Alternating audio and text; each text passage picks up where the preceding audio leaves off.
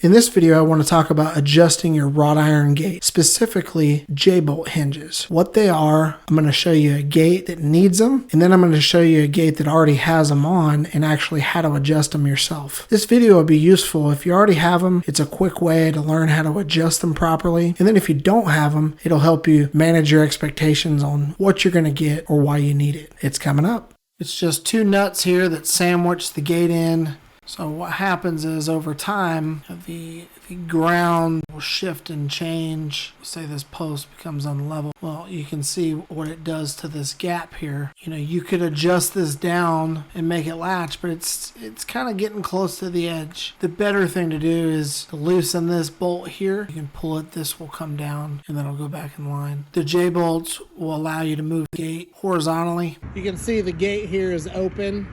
It's not closing.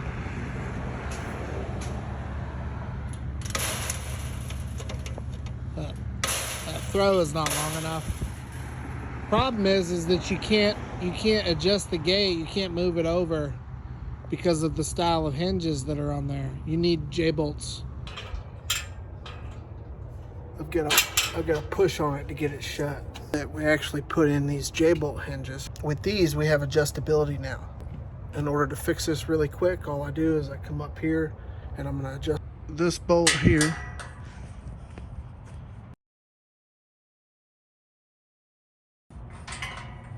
Just comes up right where it needs to be. There we go.